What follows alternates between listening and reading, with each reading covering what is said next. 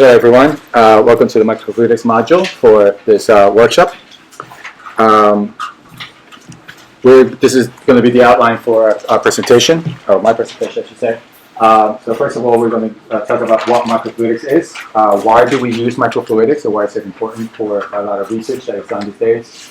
Then we'll switch over to some basics of fluid mechanics in order for you to understand basically the dimensionality of why microfluidics is so effective in some specific areas. Then we'll move on to special phenomena in which particularly the lab that we work in takes advantage of. And then we'll give a little bit of a few examples of what microfluidic chips are used and their applications. So what is microfluidics? Microfluidics is basically the ability to, or the study of microfluidics at the micron level. It's the ability to move liquids from point A to point B, but more specifically what I want you to take from this slide is the ability to see the dimensionalities coming from what volumes we normally work with in the micro level. Here, 1 microliter is 1 millimeter cubed. If we scale that down to what a nanoliter is, which is 100 microns cubed, you can see the dimensional changes from it. If you look at what 1 picoliter is this little dot here. So just to be aware of the actual scale between a picoliter, a nanoliter, and a microliter. So we work at this range here. Okay? And so for you to have a physical objective analysis or understanding of what it is that we work with, the human hair is a very good example of what the microscale is for microfluidics. At this level, there are some special forces that we like to take advantage of, and this is actually when we speak of characteristic scales, this is the actual characteristic length of microfluidics, and we'll go a little bit over that as we move forward. So why microfluidics? What are some of the advantages that we use microfluidics for? As everybody's aware here, the microelectronics revolution took advantage of miniaturization. This where systems were developed where the ICs, as you saw in the previous presentation, compounded multiple types of electronics, and by being able to miniaturize even more every year, or some of you may be aware of Moore's law, at specific times of year you have a diminishing of the sizes of or the scaling of your product that you're building. And the same situation we call street for microfluidics. What does it offer us? It offers us low sample and reagent consumption because of the miniaturization levels that we are able to take advantage of. These length scales allow us to have physical and economic footprints that are actually very beneficial for a lot of applications, some of them being biological, which some reagents can be rather expensive. And we can minimize the cost of running experiments from that perspective. One of the other key features of microfluidics is the parallelization and high throughput capabilities that it has. And as such, I will pass on this fluid on chip, and as you'll probably be able to see, it has a ton of microfluidic channels and valve techniques that you can use. And so this is one of the better, more physical objects that we can provide you with in order to understand parallelization and the size scale of microfluidics. So at these levels, what kind of physical phenomena do we take advantage of? What are the dominant forces at these length scales? So first of all, we'll talk about Laminar Flow, what it means and how it affects us in microfluidics, viscous forces, capillary forces at these length scales, which are dominant, which are not. It also will be able to touch a little bit on control of mass transfer, and finally some chemical effects if we have the time, but not very much into that chemical effects as it is a broad system. Speaking of broad systems, parallelization and high throughput are some of the key features which we like to take advantage of in microfluidics. In any experiment or any type of research in a lab, we usually have a workflow. The workflow requires several steps to get from point A to point B.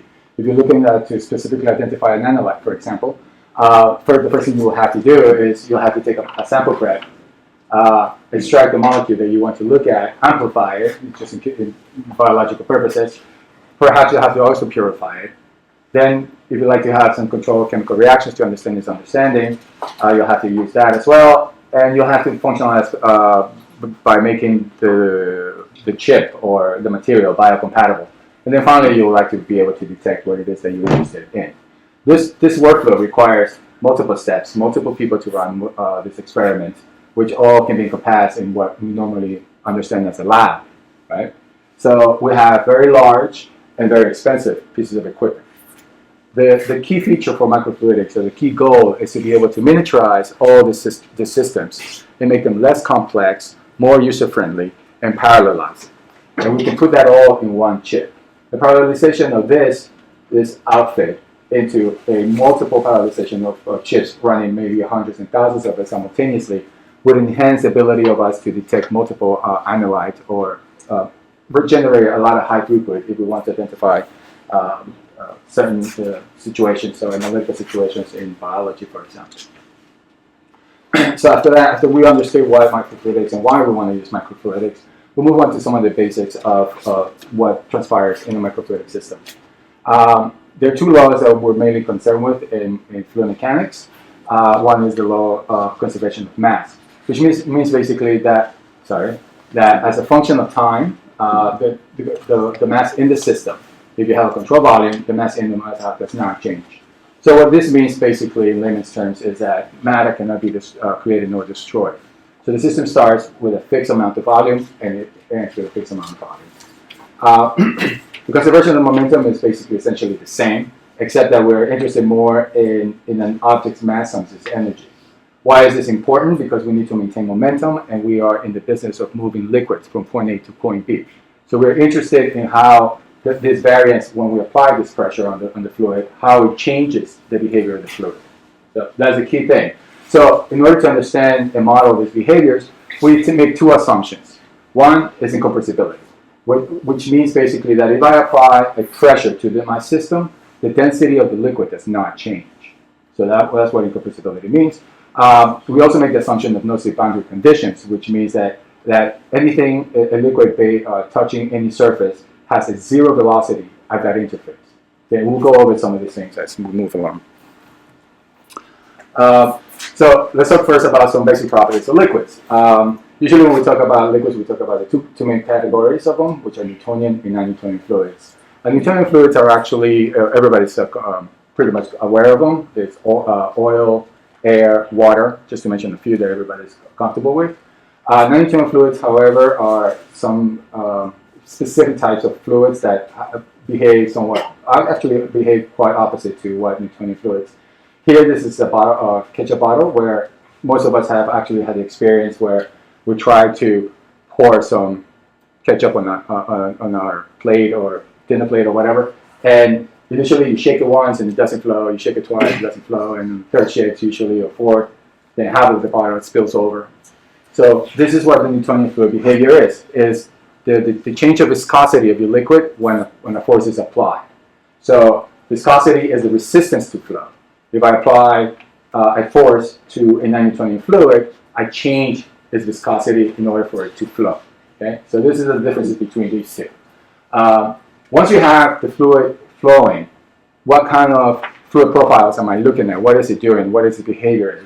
And we have two sections or two regimes in which the flows behave, and we can describe them as in laminar flow, which is described here nicely by this honey being dripped down from the spoons.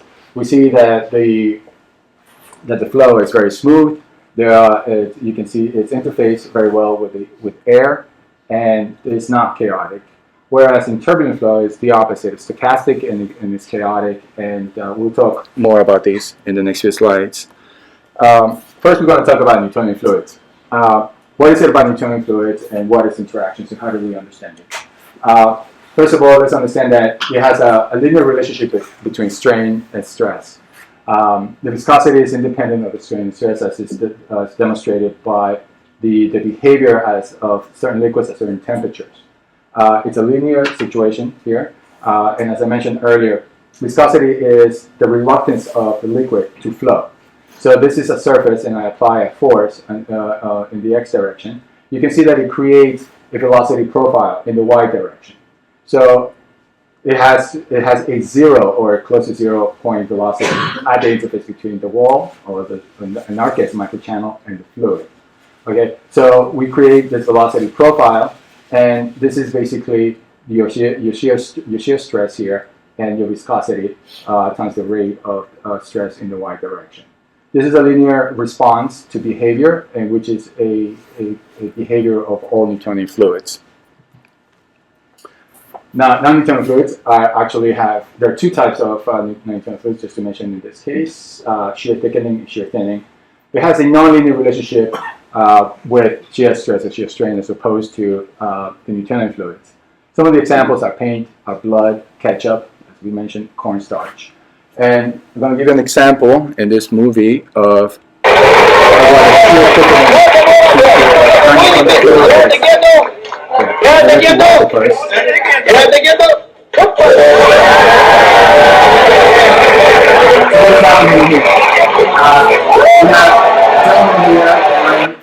on top of the fluid, and he's providing very little stress other than his own weight, right? And he's also sinking into it a little bit. So he's got some buoyancy, but he's basically in the water. Whereas the other guy who's jumping on top of it, he's able to skip across as he's applying a larger force and stress to that material. Okay, so he's able to hop. That's basically an example of shear thickening.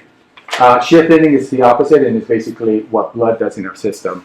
It flows through capillaries and arteries, and it actually, the more stress that it contains, it actually, the less viscous it becomes. So those are two examples of non-Newtonian fluids. So we like to be able to understand with some math and be able to understand the physics and engineering in order to tailor our experiments.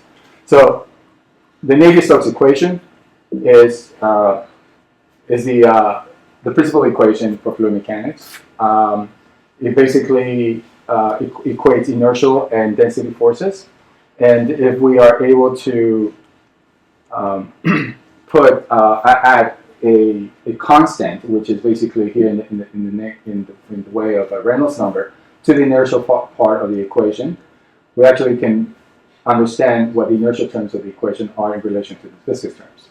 If now I take the Reynolds number and take this limit to 0, the left-hand side of the equation goes to 0, or almost 0, I guess, but it allows us to understand that the inertial forces at this level are negligible versus the viscous forces. So the viscous forces are dominant because of the equation is set up.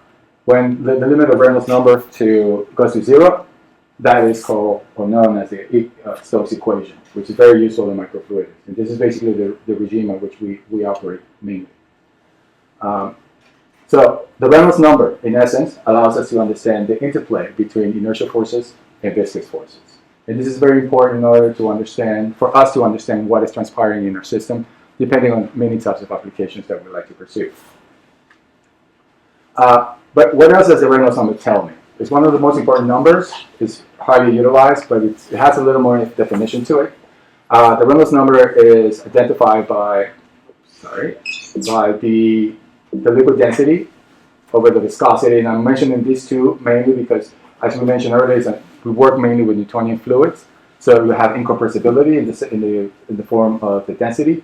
And the viscous, or in this case, it's dynamic viscosity, but we also said that it's a Newtonian fluid, so it's a linear relationship. So if these two are constant, because we know what fluid we're working with, the only two parameters left are the caustic velocity and the geometric parameter, which is known as the hydraulic diameter in microfluidics. These two parameters, if you play around with them, will give you different effects. So if I go, for example, on a square channel or a circular microfluidic channel, you'll get different results and different modeling behaviors. So that's something that you always want to be aware of in terms of designing and making sure that the effects that you're looking at are actually there. So as we mentioned before, the Reynolds number less than 1 is where the viscous effects are dominant. Obviously, when it's about 1, the two forces are comparable. And when Reynolds number is much greater than 1, the inertial effects are dominant, and we'll be discussing that in a few slides. So, if I'm able to obtain a Reynolds number, the behavior of my fluid inside my microfluidic channels, what kind of behaviors do I expect to have? Laminar flow is dominant, or the regime of laminar flow, I should say, is where the Reynolds number is less than 2100. Here in this regime, the fluid particles move along in very smooth layers. There is very little translation of particles from one layer to another. It's known as diffusion. Most of the energy is lost through viscous effects, and the viscous forces, again, are the dominant forces, especially if you are Reynolds number close to 1.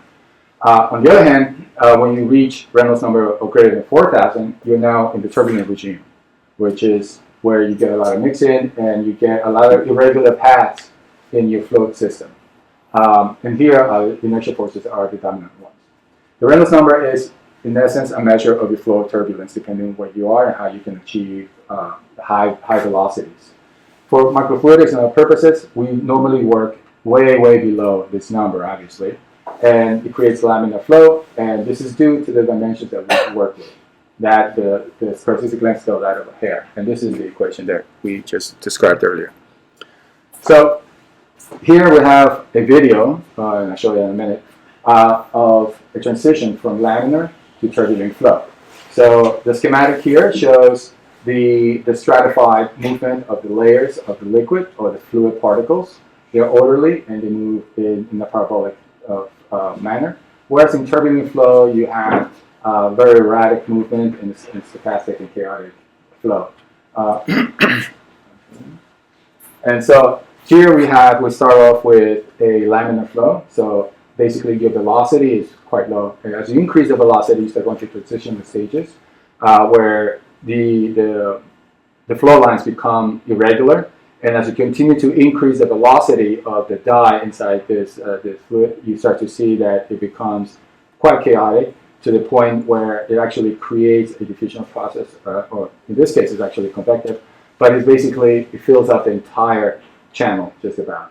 So in laminar flow, you get very little, you get no mixing except for diffusion. And in turbulent flow, you get a lot of mixing, uncontrolled mixing in that case, depending on your application. We'll touch on the last part of the parts that we talked about earlier in terms of what assumptions we make. This is the no-sleep boundary condition, and there we go. So here is a knife being dipped into honey, and as it's pulled out of it, the gravity pushes the liquid down, but you can always see a skin or a layer on top of the knife. This is basically the no-sleep boundary condition. At this interface between the honey and the knife, there's zero velocity. Okay, so that is something to keep in mind when we move on to the next slide. So in laminar flows or in flows, basically we can have two types of similar flows in terms of applied pressures. This one is a Couette flow. So the Couette flow is basically a liquid that is bounded by two plates, and one plate is moved and it applies a pressure or a stress on the surface, while the other plate remains at zero velocity, stands still. So it creates a linear gradient of velocity, where at its highest is the interface between the plate that is moving and the water. This video demonstrates that the inner part of the Couette flow, by remaining still as opposed to the outer plate, which is moving, it creates actually a demonstration of the no-sleep boundary condition here, and the layers. This is actually a laminar flow as well, as you have mentioned that, and you can see just the layers remaining. Okay, so this is a very good example of the Couette flow with in laminar flow and no-sleep boundary conditions. So the other way that I can move a fluid is by applying a pressure drop across the channel. Right. So here I'm not moving any of the boundary conditions. I'm sorry. The channels are standing still, but I actually have a pressure. I apply a pressure across the channel, and it moves the liquid in this format. And it creates a parabolic velocity profile, which is highest at the center. And here's a video demonstrating the same thing. It's important to notice that in both movies, the liquid is oil, and we have a dye demonstrating the behaviors. So here we see that the velocity profile, the parabolic one, in the Poiseuille flow is demonstrated. What is the physical justification for the non-slip condition? For the what? For the non-slip condition, what is the physical explanation or justification? At the laminar flow, or the flows, the velocities at which we operate in, you're not going to reach the levels where the liquid detaches itself from the surface, right? So if you reach that level, which in microfluidics you can't, then there's no sleep boundary condition, right? But you see that it's always stuck to the walls. So by mass conservation, that attachment of the liquid onto the surface needs to remain. So because we cannot create nor destroy mass, so there's always got to be that ability to be able to have a contact with the surface. So that's a no sleep boundary condition. So for special phenomena, we will talk about some laminar flows, diffusion, and mixing. The capillary phenomena of the system. So the laminar flow. What kind of effects do we expect to see in the laminar flow? Basically, we're able to control and control the velocities and the diffusional processes of fluids within a microfluidic channel. This is a very good illustration of what is of how laminar flow prevents mixing, and you can control the flow. This is a microfluidic channel where it has several inputs with different dyes that are being placed into a center channel. As you can see, the colors of the dyes remain all the way through. So they're stratified, and that's where basically the demonstration of laminar flow. Excuse me. Also, to speak of a diffusional process, if you have this type of system, the only way that you can have a movement is by diffusional processes, which you require a gradient. But if you want to understand what is transpiring and understand why diffusion is not only good, but in certain aspects or applications, but it can be a detriment to some other applications. I'm going to demonstrate this movie, and I want you to keep an eye on the time sequence that it takes for it to transpire. Okay, this is a dye in water, which is diffusing into a gel. Okay, the diffusional process requires that you have a gradient, and that the particles or the molecules move until there's an equilibrium between the two phases, and it takes 22 hours or 6 minutes for this thing to occur. Okay? Now it's important to understand that it's a gel, and the viscosity is going to limit the amount of flow of the diffusional process. However, it alludes a lot to diffusional processes in microfluidics, and the diffusion processes for these molecules to transverse its length is called the diffusion length, and each molecule has a diffusion constant attached to it. So for an antibody, for example, the diffusion constant is 40 microns squared per second, whereas for a molecule of urea, it's 1400 microns squared per second. So now if I wanted these molecules to transverse a 100 micron distance, the time becomes for each one for the antibody 125 seconds, whereas for urea it's 3.6 seconds. So you look at a diffusional process in microfluidics, you need to understand also the type of molecules you're working with in order to achieve a certain goal in terms if you want detection or some other chemical reaction to occur. So what can we do to help diffusion? So we try to do mixing. This is only a passive mixing example. I will not go into active mixing. Here we have descriptive pictures of what mixing can be, how mixing can be achieved in microfluidics. Here at the top we have a classic passive wide mixer, and if you go from the inlet to the extension of 3 millimeters, you see that there is very little to no noticeable diffusion between the two interfaces.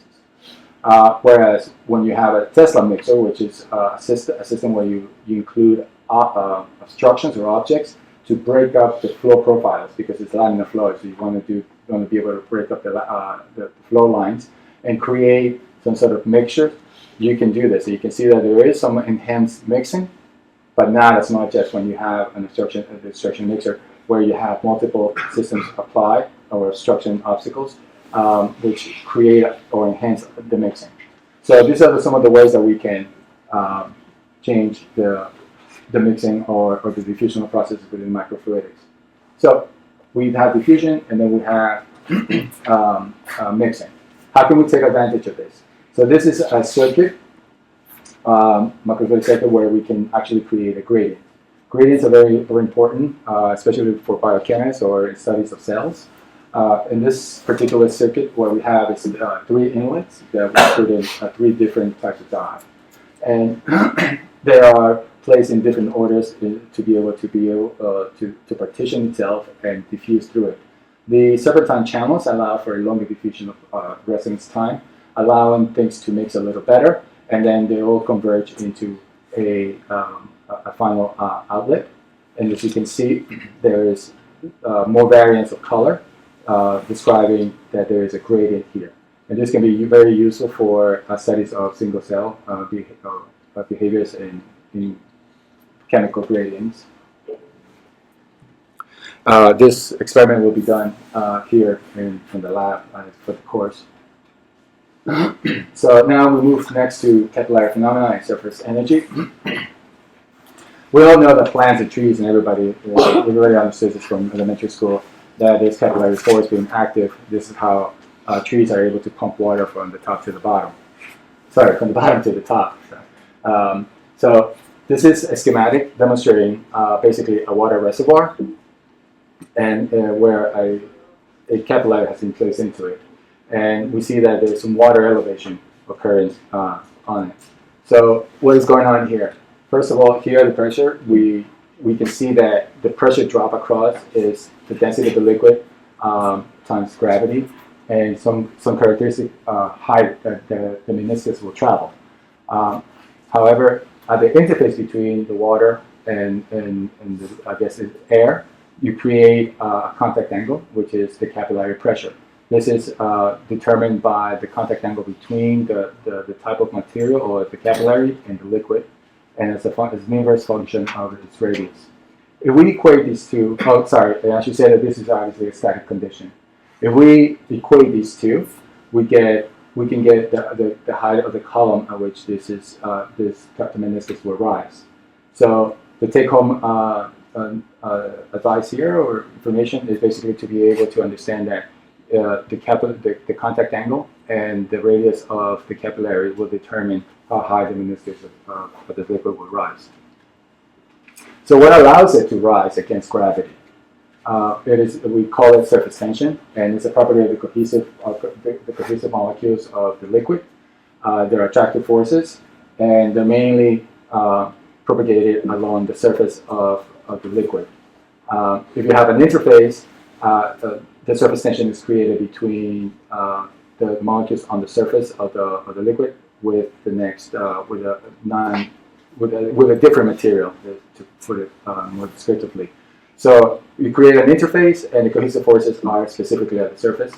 And this is a video showing how surface tension can be a powerful tool or force.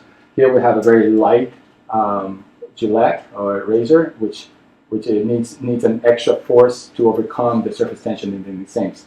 However, if you put a different razor with a much higher weight than what the surface tension can hold, it will completely sink down. So this is an example of surface tension. So we're talking about liquids, but we're also talking about placing liquids on top of a solid.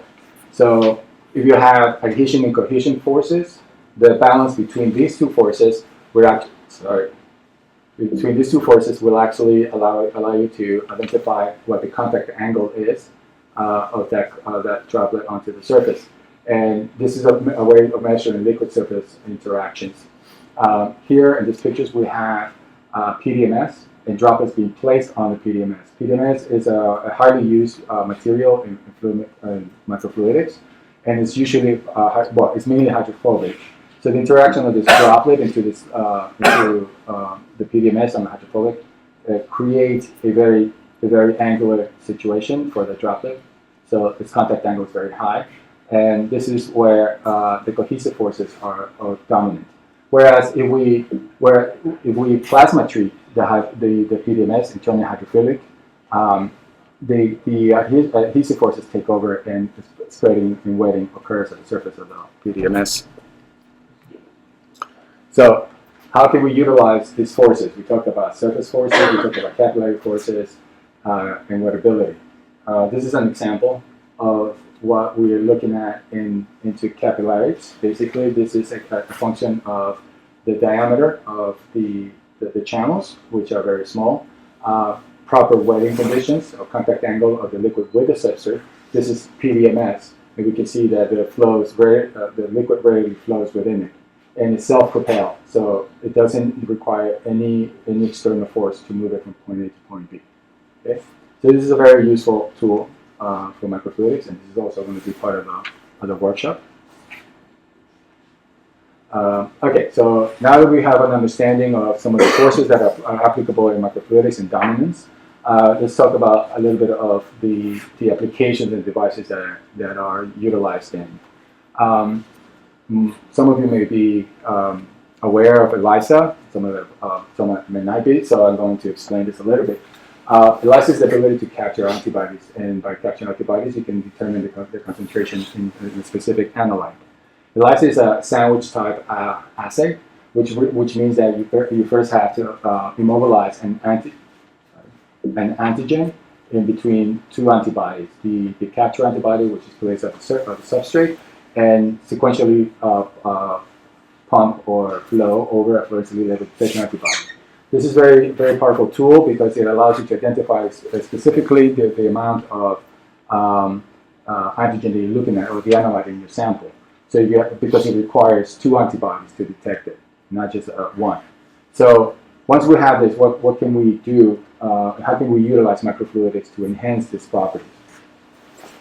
So what if we have a sample that is not just single analyte, but it has multiple analytes, and we want to detect them, their presence at the same time. So we can actually multiplex this. We can do this by doing the same thing as previously described with the capillaries. And this is called the Micromosaic Immunoassay. It's essentially an ELISA type assay where you first immobilize the capture antibody on the surface. Then you turn the chip, which is going to be PDMS, perpendicular to the initial flow of the mobilizing antibody. Then you load your sample, and then you turn the once it moves in 90 degrees, there'll be loading here, and then the detection sample occurs, and you can do multiple detection of different analytes within each individual channel here.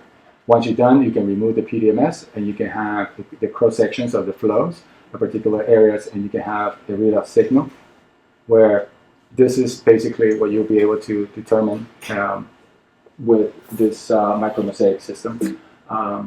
Here, maybe you can see very well, there's nothing here, and there's some spots here in this grayscale. So this allows you to see not only the presence or absence of an antibody, but it also tells you how much, the quantity that is available for each analyte. Okay? And this is also an experiment you'll be running in the lab and this workshop. So now a little bit more for applications. Droplet microfluidics is actually something that's come of age to some extent. There are a few companies that develop the base on microfluidics. Basically, it's an emulsion process. The two immiscible liquids, which you generate droplets with. In this case, particularly, we have a liquid containing a monomer and an external liquid containing the cross-linker. So these are polymeric materials, and the polymerization takes place mainly at the surface, leaving a liquid core. You can actually trap all sorts of interesting material inside, such as single cells. You can do this for screening, high-throughput screening applications, and many other applications that have arisen lately.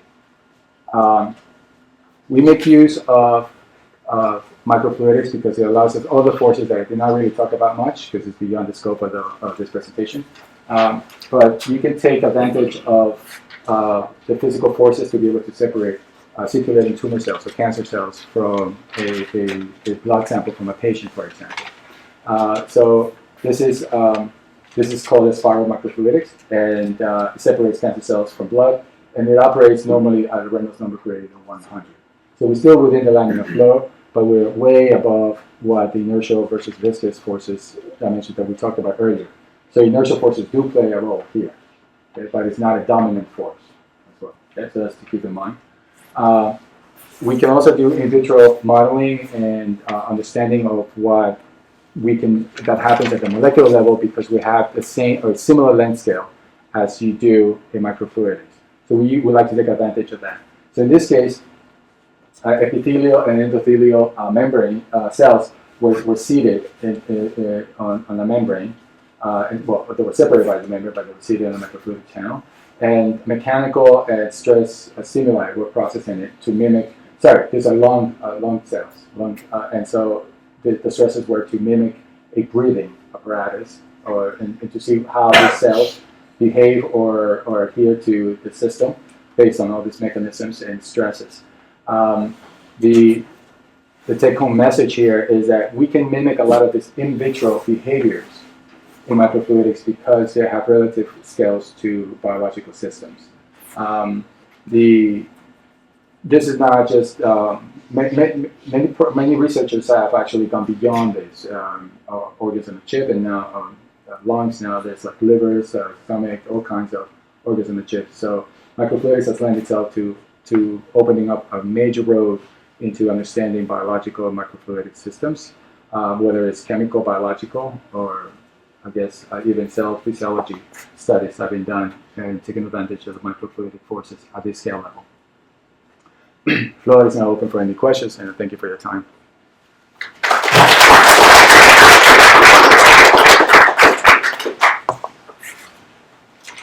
When you talked about capillary forces driving fluid flow, the example you gave was a column that was placed vertically and you had gravity. So what happens for chips which are driven by capillary action but aren't vertical? Like well, you have capillary pressure. So at one end you have a liquid, right? And at the outlet you have air. So there's a pressure difference between the two. And if you have the liquid column itself, as you place it onto the inlet, is actually a head, right? So it's actually the part of the inlet is what is transpiring in the schematic. And then by wetting and capillary pressure, it gets pulled.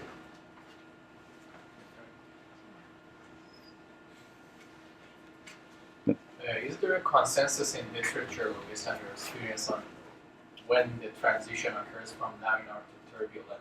Yeah. Some people say it might be like much lower than 2000 or whatever that they put in there. Right. So the transitional regime, I did not talk about it because it basically at that regime you have physical properties of both the laminar and the turbulent flow. So if you want to determine where actually one begins and the other one starts, it depends on what you're looking at in terms of your process. So you can be looking at inertial forces in a certain configuration, but then those inertial forces are not as dominant given the Reynolds number in a different configuration. So that the transitional point of the regime between laminar to turbulent is now very well defined. It's not set in stone. But that's a part of fluid mechanics that is accepted. And one other question, sorry, regarding compressibility. If you've got reaction going on in the channels, so you may have some differences in density as it goes along the channel, right? So how do we call that? It's actually density is changing. So is it weakly compressible? Or? Well, it's locally changing, right? So it's not completely changing. So if I have let's say I have a reactor in which at the macro scale, if I have a reactor and I'm creating a chemical reaction, right? The things that can happen are I increase the pressure, the temperature goes up, but I'm not producing any more mass than I actually have, right? So the lower conservation of mass is taken care of. If it's static in the reactor, then conservation of momentum is considered the same. But in terms of compressibility, it depends on whether you're using a Newtonian fluid or a non-Newtonian fluid. If you're starting to create different species, chemical species within your reactor, they will always dissipate and diffuse. Whether you have a diffusional process or you have a convective process, eventually the system will come to equilibrium.